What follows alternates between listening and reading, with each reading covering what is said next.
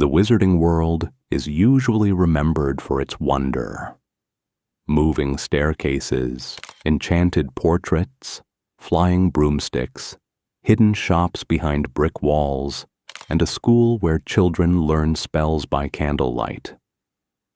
But the longer you look at this world, the harder it becomes to ignore something much darker sitting underneath all of that magic. Because for a society that calls itself civilized, the wizarding world has some deeply disturbing ideas about punishment. And what makes it unsettling is that some of the cruelest punishments in magical history were accepted, approved, or quietly tolerated by official institutions. The Ministry of Magic, magical courts, wizarding prisons, schools, and even governments that were supposed to protect people. So in this video, we are going to look at the cruelest punishments ever used in the wizarding world, not just by asking what they did to the body, but what they took from the person. Social and legal punishment against werewolves. The punishment against werewolves is one of the cruelest in the wizarding world because it does not happen in a single moment. It becomes a life. Lycanthropy is a magical condition transmitted through the bite of a werewolf. Once infected, the person transforms during the full moon. The transformation is painful, dangerous, and extremely difficult to control without help.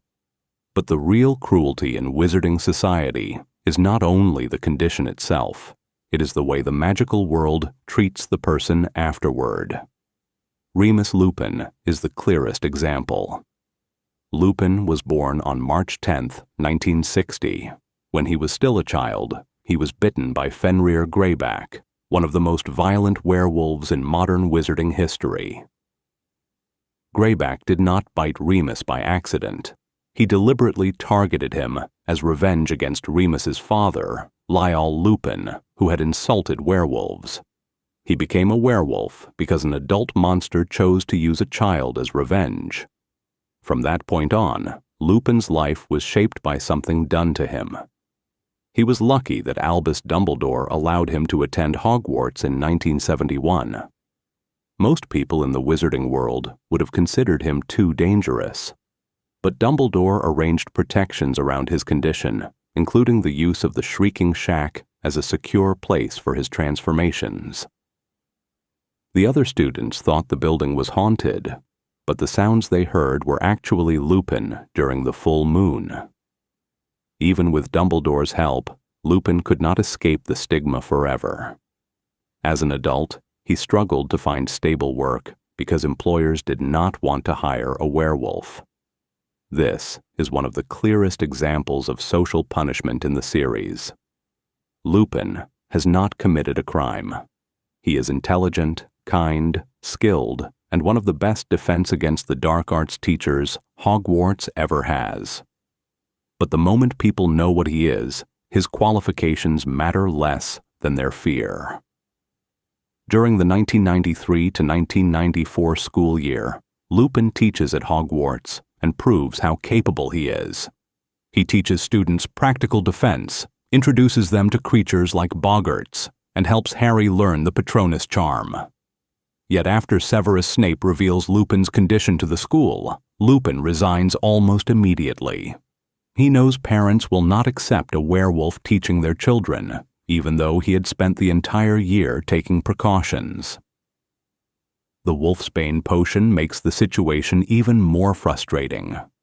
By Lupin's time, the potion exists and can help a werewolf keep their human mind during transformation, but it does not cure lycanthropy. It must be brewed correctly, taken regularly, and requires serious potion-making skill. At Hogwarts, Snape brews it for Lupin each month. Without that kind of support, many werewolves cannot access it. Dolores Umbridge makes the problem worse through anti-werewolf legislation.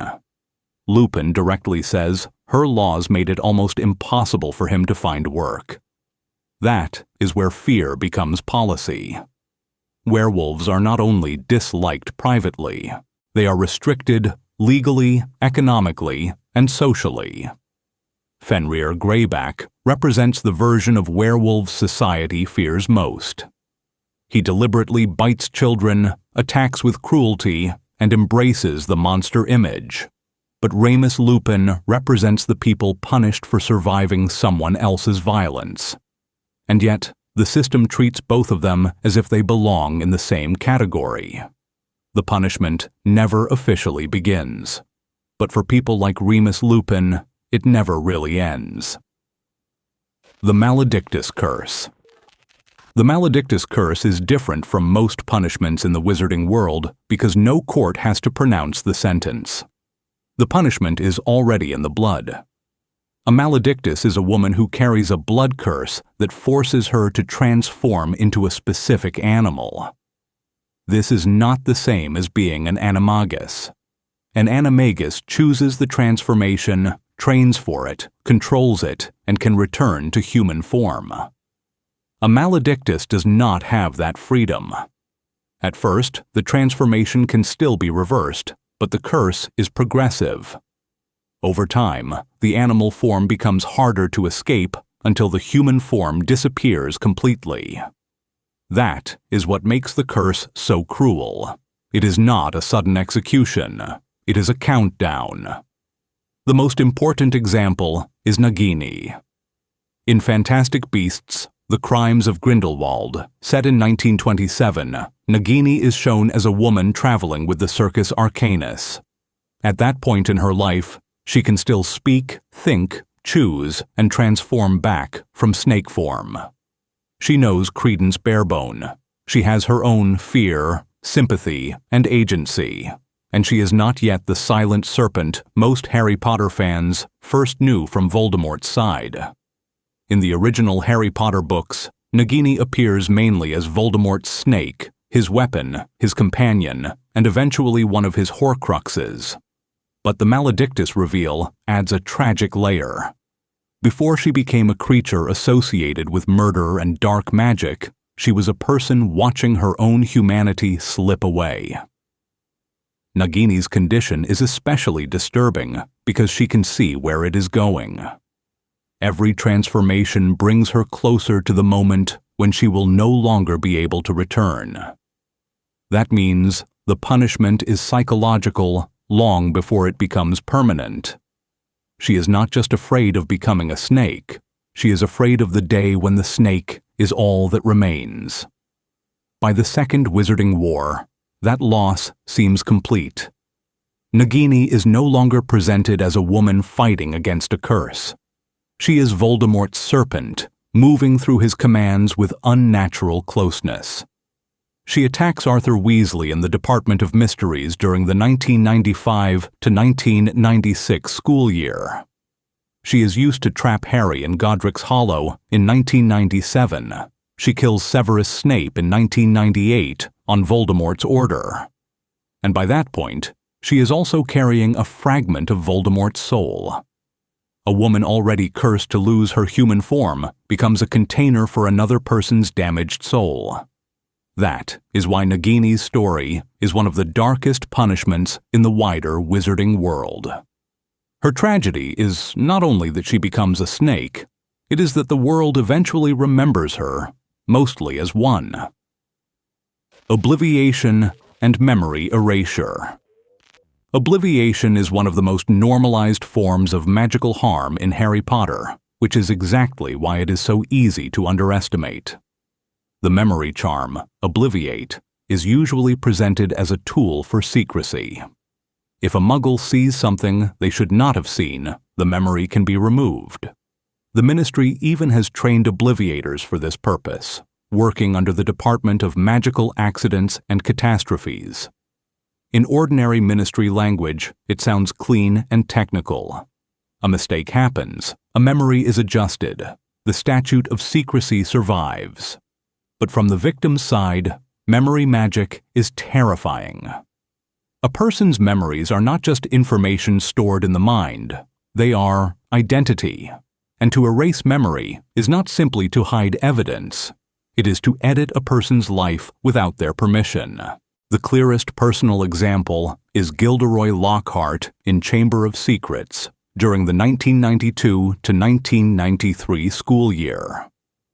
Lockhart built his entire career by stealing the stories of more capable witches and wizards. He tracked down people who had done heroic things, learned their stories, erased their memories, and published the adventures as his own. That detail makes Lockhart darker than he first appears. He is funny because he is vain and useless in a crisis, but his method is genuinely predatory. He does not just plagiarize achievements. He removes the victim's ability to even remember what they accomplished. Then, the charm turns back on him. Inside the Chamber of Secrets, Lockhart tries to erase Harry and Ron's memories using Ron's damaged wand. The spell backfires, destroying Lockhart's own memory instead. By the time he appears again in Order of the Phoenix, he is living in St. Mungo's Hospital, in the Janus Thickey ward for long-term spell damage. He is cheerful, still signing autographs, but he no longer truly understands who he was. Bertha Jorkins shows an even more serious case. Before the events of Goblet of Fire, Bertha discovers that Barty Crouch Sr. is secretly keeping his son, Barty Crouch Jr., alive and hidden under control. To protect the secret, Crouch Sr. places a powerful memory charm on her. The charm is so forceful that it damages her mind. Later, Voldemort breaks through that damaged memory and extracts the truth, learning information that helps set up his return in 1995. That one memory alteration creates a chain reaction. It protects a political secret, harms Bertha permanently, and eventually gives Voldemort information he needs. Hermione's modification of her parents' memories in Deathly Hallows adds another layer. In 1997, before leaving to hunt Horcruxes, she alters their memories so they believe they are Wendell and Monica Wilkins, a childless couple whose dream is to move to Australia. Hermione does it out of love, to protect them from Voldemort's followers. But the act is still devastating. For a time, her parents lost their daughter without even knowing they had one. That is what makes memory magic complicated. It can protect, but it can also violate. A person can lose a victory, a family, a crime, a warning, or an entire life chapter, and still walk away, believing nothing is missing. Veritaserum interrogation. Veritaserum is dangerous because it turns truth into something that can be forced out of a person. In potion form, it looks almost harmless. Clear, colorless, and odorless, it can be slipped into a drink without the victim noticing. But once it takes effect, the person who drinks it becomes unable to resist answering questions truthfully. In Goblet of Fire, Snape describes it as so powerful that 3 drops would be enough to make Harry reveal his deepest secrets. On paper, Veritaserum sounds like the perfect tool for justice. If the wizarding world has a potion that can force the truth, why not use it in every trial? Why not give it to every suspect, every accused Death Eater, and every witness who might be lying? The answer is that truth magic is not as simple as it looks. Veritaserum is powerful, but it is not treated as perfect legal proof. There are ways to resist or interfere with it. A skilled occlumens can protect the mind. Antidotes can be prepared. And a person with altered memories may sincerely tell a false version of events because they believe it to be true. That means Veritaserum can force honesty, but honesty is not always the same as reality. That limitation is important because it explains why the potion is not just a clean solution. It can expose truth, but in the wrong hands, it can also become a weapon. The clearest legitimate use happens after Barty Crouch Jr. is exposed in 1995. After spending the school year disguised as Alastor Moody through Polyjuice Potion, Barty is questioned under Veritaserum.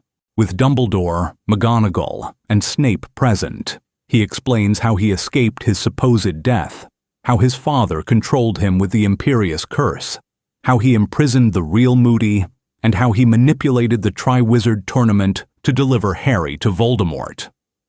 That interrogation gives the audience one of the most detailed confessions in the entire series. It shows why Veritaserum is so tempting. In one scene, the potion unlocks months of hidden conspiracy, but Order of the Phoenix shows the darker side. Dolores Umbridge tries to use Veritaserum on Harry during the 1995 to 1996 school year, not to solve a fair investigation, but to extract information. She wants to know what Harry is hiding, what Dumbledore is planning, and later, where Sirius Black can be found. The issue is not only that Umbridge is cruel, it is that the potion removes the right to silence.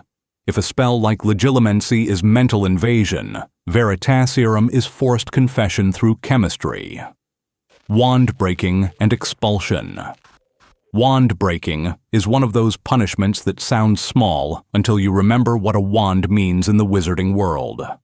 A wand is not just equipment, it is the main channel through which most witches and wizards control their magic. Ollivander's famous rule is that the wand chooses the wizard, which means the bond is personal. Wood, core, flexibility, and length all matter. A wand becomes part of a wizard's magical identity. So when the Ministry breaks someone's wand, it is not the same as taking away a tool. It is closer to cutting someone off from the world they were born into. The clearest case is Rubeus Hagrid. Hagrid attended Hogwarts in the 1940s and was expelled in his third year, around 1943. The official accusation was that he had opened the Chamber of Secrets and caused the death of Myrtle Warren, the student later known as Moaning Myrtle. In reality, Hagrid was framed by Tom Riddle. Riddle was the one who had discovered the chamber, controlled the basilisk, and used the death of Myrtle to begin shaping his future identity as Lord Voldemort. But Riddle needed someone else to take the blame. Hagrid was an easy target. He loved dangerous creatures. He was already hiding a young acromantula named Aragog inside the school, and he did not fit the image of the perfect Hogwarts student. Riddle used that against him. By exposing Aragog, he made it look as if Hagrid's creature had been responsible for the attacks. The result was devastating. Hagrid was expelled before he could finish his education. His wand, which was 16 inches, made of oak, and described as rather bendy, was snapped. He was officially forbidden from practicing magic. Hagrid was only in his third year. He never received the normal training that most adult witches and wizards rely on for the rest of their lives. A false accusation did not just remove him from school. It permanently limited his future. Dumbledore was one of the few people who believed in him. He persuaded Headmaster Armando Dippet to let Hagrid remain at Hogwarts and train as gamekeeper.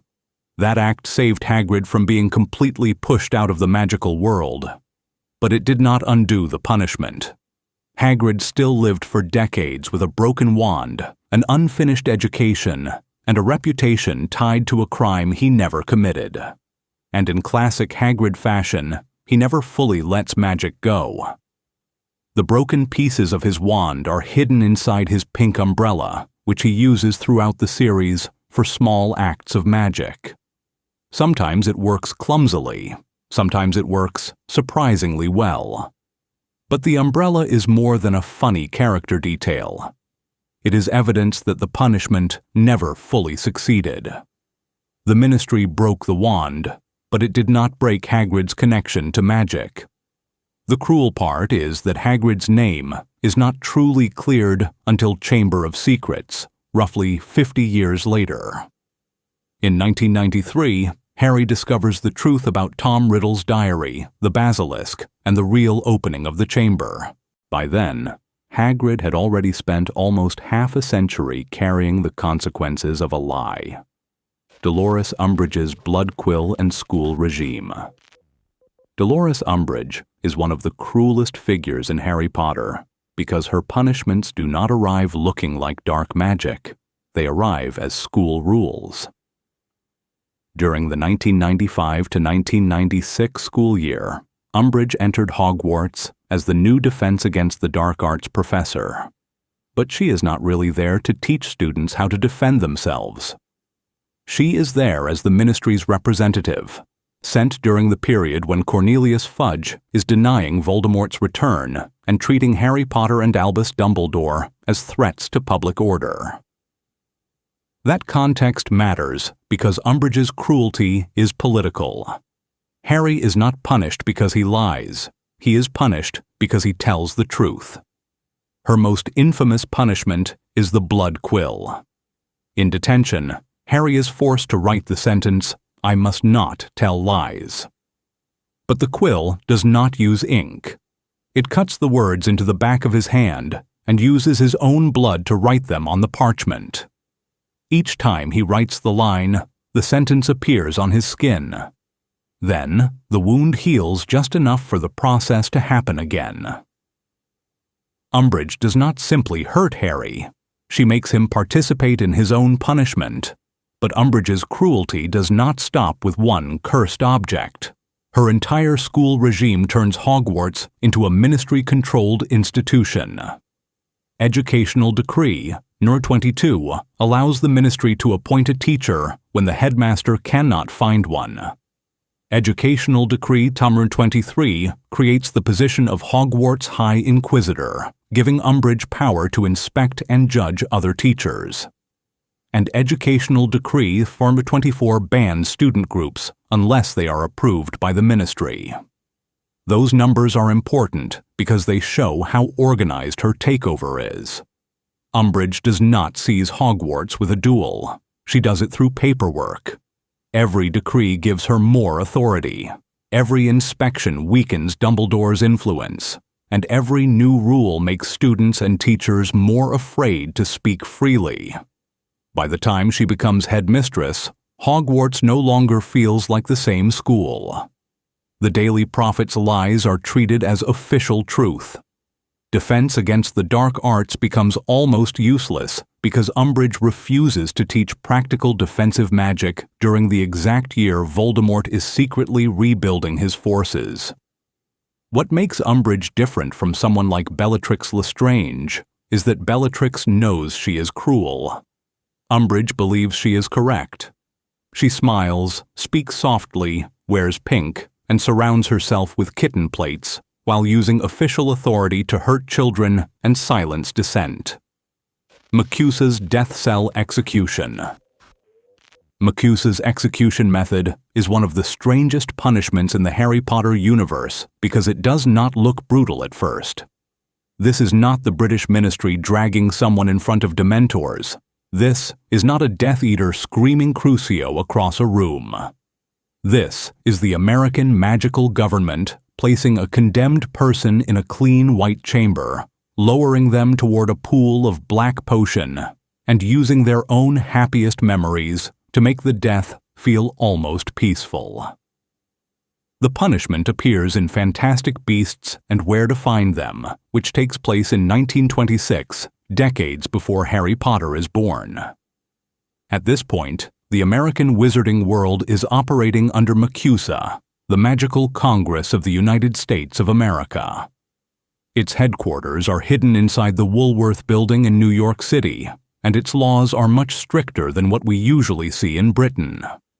American witches and wizards live under intense pressure to keep the magical world hidden from nomads, especially because anti-witch groups like the New Salem Philanthropic Society are already spreading fear in public. That atmosphere matters. MACUSA is not just enforcing rules. It is enforcing secrecy under panic, and the death cell shows how far that fear can go. When Newt Scamander and Tina Goldstein are taken there, the process is terrifyingly efficient. Tina is not given a long public trial. Newt is not given some dramatic final defense. The scene moves with the cold rhythm of a system that has done this before. The method itself is unusually cruel because of how carefully it manipulates the victim. Before the execution, the condemned person's happy memories are extracted. These memories are placed into the death potion, where they replay in the liquid like images in a pensieve. The victim sees moments of comfort, family, affection, and peace. The purpose is not mercy in the moral sense. It is control. The memories distract the condemned, soften their fear, and lure them into a state where they no longer resist what is happening. The condemned person is placed in a chair above the potion. As the memories play, the chair lowers toward the pool. The potion is not symbolic. It is physically destructive. In Tina's case, the chamber uses memories connected to her family. She is pulled toward them emotionally, watching the kind of images that would normally bring comfort. That is a horrifying detail, because the punishment takes the safest part of a person's mind and turns it into bait. The victim is not dragged screaming into death. They are invited toward it by the things they love most. For a Harry Potter fan, this is one of those punishments that becomes worse the more you think about it. Because the death cell is not just cruel because someone dies. What makes this one stand out is the emotional engineering behind it. MACUSA has created a method where execution feels clean to the people performing it. There is no blood on the floor, just a chair, a pool, and a victim quietly disappearing into their own memories. And the legal context makes it even darker. Tina Goldstein is not Bellatrix Lestrange. She is a former Auror who had already been demoted after trying to protect Credence Barebone from abuse. Newt is a magizoologist whose magical creatures have caused chaos in New York, but he is not trying to overthrow the government. Yet under Graves's authority, both are pushed toward a punishment that leaves almost no room for investigation, correction, or appeal. The method also says something specific about American wizarding law in the 1920s. MACUSA's fear of exposure has become so intense that secrecy can outweigh proportional justice. The magical world is afraid of being discovered, so the punishment system becomes severe, hidden, and brutally controlled. A person can be condemned inside a government building, erased below the surface of New York, and the no-mage world above would never know anything happened. The victim disappears twice, first from life, then from public knowledge. Newt's rescue of Tina prevents the execution from being completed, with the help of Pickett, the Bowtruckle, and the swooping evil from his case. But the fact that she comes so close is enough to show how dangerous this system is. The Cruciatus Curse. The Cruciatus Curse is one of the most important punishments to separate from ordinary violence, because in Harry Potter lore, it is not just a spell that causes pain. Pain is the entire design. Its incantation is crucio, from the Latin word connected to torture and torment. When this curse is cast properly, the victim experiences extreme physical agony, described as pain so intense that the body can no longer think normally through it, and every nerve feels as if it is being attacked at once. But the detail that makes the Cruciatus Curse different from most dark magic is the requirement behind it. The caster has to mean it. Bellatrix Lestrange makes that clear in Order of the Phoenix when Harry tries to use the curse on her after Sirius Black falls through the veil in June 1996. Harry is furious. He wants to hurt her, but the curse does not work the way Bellatrix's does, because anger is not enough. The caster has to genuinely want to cause pain for its own sake. The Cruciatus Curse is one of the 3 unforgivable curses, alongside the Imperious Curse and the Killing Curse. These 3 curses were officially classified as unforgivable in 1717. By Harry's lifetime, using any one of them on another human being was enough to earn a life sentence. That legal detail matters because the wizarding world is not confused about what this spell is. It is legally recognized as one of the worst things a witch or wizard can do. And yet, During war, that boundary becomes disturbingly unstable. During the First Wizarding War, which lasted from around 1970 until Voldemort's fall in 1981, the Death Eaters used the Cruciatus Curse as a signature weapon of terror. They used it to punish, interrogate, intimidate, and break people. But the Ministry's own history is not completely clean either. Under Barty Crouch Sr., Aurors were given permission to use the unforgivable curses against suspected Death Eaters. The most devastating case connected to the Cruciatus Curse is the torture of Frank and Alice Longbottom. Frank and Alice were Aurors and members of the Order of the Phoenix. They fought Voldemort during the First Wizarding War and survived his first fall. But shortly after Voldemort disappeared on October 31st, 1981, some of his followers refused to believe he was truly gone. Bellatrix Lestrange, Rodolphus Lestrange, Rabistan Lestrange, and Barty Crouch Jr. captured the Longbottoms and tortured them for information about Voldemort's whereabouts. The Cruciatus Curse did not leave a normal injury. It caused permanent spell damage so severe that both Frank and Alice had to live in St. Mungo's Hospital for Magical Maladies and Injuries. They became long-term residents of the Janus Thickey ward, the same ward used for patients whose magical damage could not simply be reversed with a potion or counter-curse. Their bodies survived, but their identities did not fully return. Neville Longbottom grew up with parents who were alive, but unreachable. He was not an orphan in the technical sense, but he was still raised without parents who could guide him, comfort him, or truly know him. In Order of the Phoenix, when Harry sees Neville visiting them at St. Mungo's, the scene is quiet. Alice gives Neville a gum wrapper, and Neville keeps it. Not because it is useful, but because it is one of the few things his mother can still give him. Voldemort also uses the Cruciatus Curse on Harry in the graveyard at Little Hangleton in June 1995, after regaining his body. It is Voldemort demonstrating control in front of his returned Death Eaters.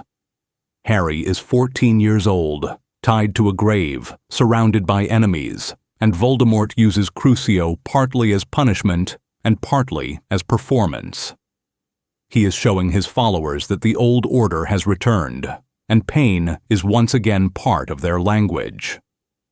By Deathly Hallows, the curse has moved from battlefield terror into school discipline. Under the Carrows at Hogwarts, during the 1997 to 1998 school year, students are forced to practice the Cruciatus Curse on classmates who receive detention. That is why the Cruciatus Curse belongs among the cruelest punishments in the wizarding world. To use it properly, a wizard has to cross an internal line and choose suffering as the goal.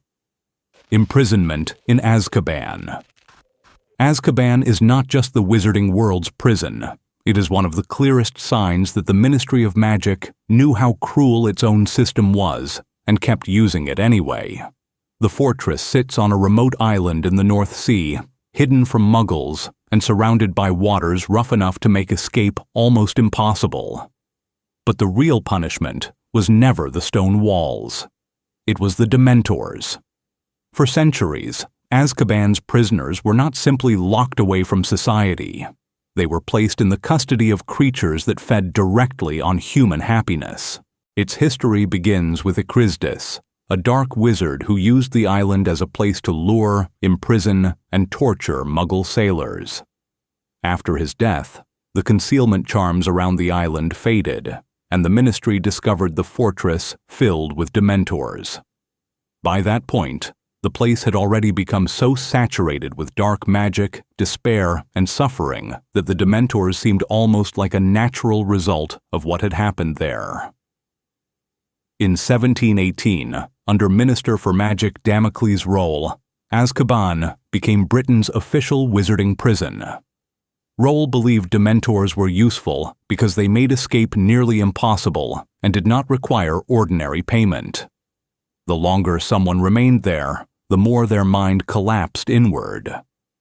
hope faded, and happy memories became harder to reach, and even the will to live could disappear. The most famous example is Sirius Black. After James and Lily Potter were murdered on October 31st, 1981, Sirius was accused of betraying them to Voldemort and murdering Peter Pettigrew, along with 12 Muggles. Without receiving a proper trial, he was sent to Azkaban and remained there for 12 years. And Sirius did survive. He later explains that the Dementors could not take away the thought that he was innocent because it was not a happy memory. It was a fact. He also had another advantage almost no prisoner had. He was an unregistered animagus. By transforming into a dog, Sirius could make his emotions less human and therefore harder for the Dementors to sense clearly. That is how he eventually escaped in 1993, becoming the first known person to break out of Azkaban without outside help. But Sirius is not the only case that exposes the cruelty of the prison. Hagrid is sent to Azkaban in Chamber of Secrets when the attacks at Hogwarts begin again. This happens in 1993, and even though there is no real proof that Hagrid opened the Chamber of Secrets, Cornelius Fudge sends him away because the Ministry needs to look like it is doing something. Morphin Gaunt is another disturbing example. Tom Riddle modifies Morphin's memory and frames him for the murder of the Riddle family in 1943. Morphin confesses because he believes the false memory. He is sent to Azkaban and dies there before Dumbledore can prove what really happened. Again, Azkaban does not correct injustice, it buries it. Then there are the Death Eaters, Bellatrix Lestrange, Rodolphus Lestrange, Rabistan Lestrange, and Barty Crouch Jr., sentenced after torturing Frank and Alice Longbottom. Bellatrix survives Azkaban with her loyalty to Voldemort intact. The prison was so morally rotten that after the Second Wizarding War ended in 1998, Kingsley Shacklebolt removed Dementors from Azkaban when he became Minister for Magic. That reform is one of the strongest confirmations that the old system had been wrong all along. The Wizarding world did not suddenly discover that Dementors were cruel. They simply tolerated it until the war made that cruelty impossible to ignore. So Azkaban's horror is not just that it existed. It has existed legally for nearly 3 centuries. The Dementor's Kiss. The Dementor's Kiss stands as the cruelest punishment ever used in the Wizarding world because it does something even death does not. It does not simply end a life. It removes the soul. On the surface, it is easy to describe. A Dementor lowers its hood, places its mouth over the victims, and sucks out the soul. But the true horror is not just in the act itself. It is in what remains afterward. The victim does not simply die. Their body continues to live. They can still breathe, and their heart can still beat. But everything that made them a person is gone. No memories, no personality, no desire, and no sense of self. That makes it different from Avada Kedavra. The killing curse ends life instantly. It is horrifying because it is absolute, but at least it ends the victim's suffering. The Dementor's Kiss does something colder. It removes the person from existence while leaving their body as proof that something worse than death has happened. The kiss was not treated like an accident or a rare creature attack. It was a punishment that the Ministry of Magic could authorize. A Dementor is already terrifying as a creature, but the moment the government decides to use that creature as an instrument of justice, the crime becomes larger than the monster itself. The clearest example comes at the end of Goblet of Fire, during the 1994 to 1995 school year.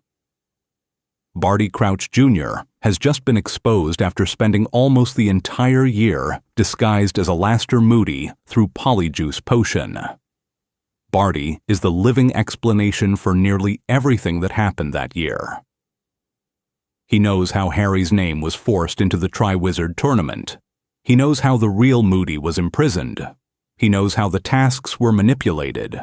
He knows how the Triwizard Cup became a portkey. And most importantly, he knows that Voldemort has returned to a physical body. He becomes the Ministry's most important witness. But Cornelius Fudge enters the situation with the one creature capable of making testimony impossible forever. When the Dementor performs the kiss on Barty Crouch Jr., the damage is immediate and irreversible. He becomes an empty body. Because Barty Crouch Jr.'s confession would have supported Dumbledore's warning that Voldemort was back. It would have confirmed Harry's account of the graveyard, and it would have made denial much harder for the Ministry to maintain. Instead, the kiss gives Fudge exactly what his fear wants: silence. That does not mean Barty was innocent, as he was responsible for horrifying crimes. He helped orchestrate the return of Voldemort, and he played a direct role in the chain of events that led to Cedric Diggory's death. A trial could have exposed the truth. But the kiss is different. It reaches past the body and removes the self. The cruelest punishments in the wizarding world are not always the ones that look the most violent. Some are obvious, and others are quieter.